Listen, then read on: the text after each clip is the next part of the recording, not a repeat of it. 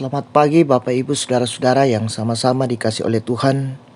Kita berjumpa lagi lewat Renungan Harian Toraya, edisi Jumat 14 Juli 2023.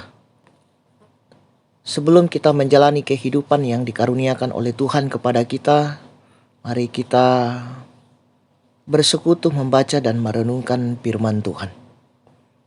Namun sebelum itu mari kita berdoa.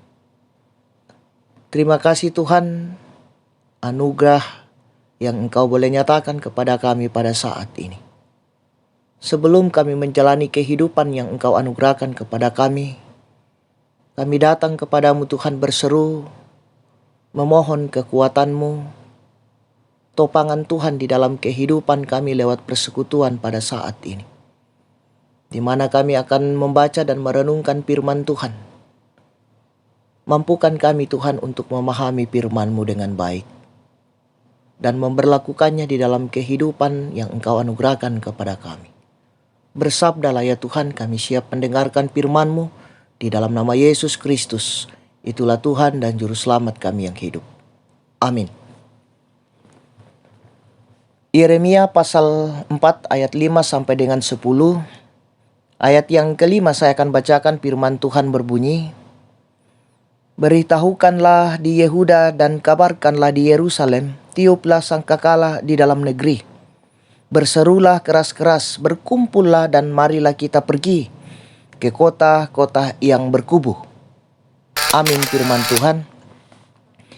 Judul renungan kita, berkumpullah ke kota berkubu. Bangker atau ruang bawah tanah adalah ruang yang sengaja dibuat untuk menjadi tempat perlindungan dari ancaman seperti perang atau menjadi tempat untuk menyimpan harta benda atau sesuatu yang berharga. Di beberapa tempat di dunia ini ada bangker atau ruang bawah tanah dibuat untuk menjadi tempat pemakaman. Bangker atau ruang bawah tanah umumnya merupakan tempat yang tidak semua orang tahu keberadaannya. Kerap ia menjadi tempat yang begitu rahasia. Maksudnya agar semua yang ada di dalam bangker itu tetap dipastikan aman. Nah, saudara-saudara, Yeremia menyerukan umat Israel untuk mencari tempat-tempat perlindungan. Tempat mereka mengungsi dari murka Allah yang mendatangkan malapetaka. Yang dari malapetaka yang ditimbulkan karena dosa. Yeremia menggambarkan malapetaka dari Allah itu akan datang dari utara. Yang dimaksud adalah kekuatan bangsa asing yang akan menaklukkan mereka. Kalau umat Israel diminta oleh Yeremia mencari tempat perlindungan, adalah sebuah sindiran dari bangsa yang tidak taat, yang tidak setia, bangsa yang lebih memilih mengandalkan kekuatan manusia ketimbang mengandalkan Allah di tengah gemuruh badai kehidupan yang mendera.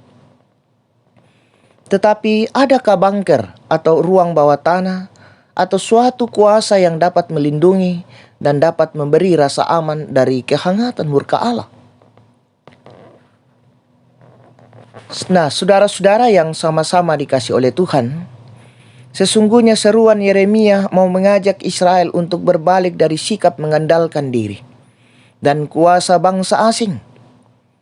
Seruan yang juga sedang diarahkan kepada kita untuk menjadikan Allah itu satu-satunya tempat perlindungan, sumber selamat dan berkat. Berlindung pada Allah tentu mendatangkan hidup yang diberkati dan sebaliknya, membelakangi Allah mendatangkan petaka dan akan berujung pada kebinasaan. Amin firman Tuhan. Mari kita berdoa. Waktu yang Engkau anugerahkan kepada kami Tuhan, di mana kami mendengarkan sabda kebenaran-Mu. Kami diajarkan lewat firman-Mu untuk terus mengandalkan Engkau dalam setiap perkara hidup kami, di dalam kehidupan yang Engkau anugerahkan kepada kami. Mampukan kami Tuhan untuk selalu setia, taat di dalam kehidupan ini, menjalani hidup karunia Tuhan dan mengandalkan Engkau dalam kehidupan kami. Allah Bapa dalam sorga, kami menyerahkan seluruh kehidupan kami Tuhan, tanggung jawab dan rencana hidup kami. Usaha yang kami lakukan di tengah-tengah kehidupan yang Engkau anugerahkan kepada kami masing-masing. Engkau memberkatinya Tuhan, memberikan hasil yang terbaik di tengah-tengah kehidupan kami. Memberikan hikmat, kekuatan, kesehatan kepada kami. Sehingga semuanya dapat kami lakukan dengan baik dan mampu kami selesaikan seturut dengan kehendak-Mu. Ampunkan salah dan dosa kami di dalam nama Yesus Kristus. Itulah Tuhan dan Juru Selamat kami yang hidup. Amin. Selamat beraktivitas, Tuhan Yesus memberkati.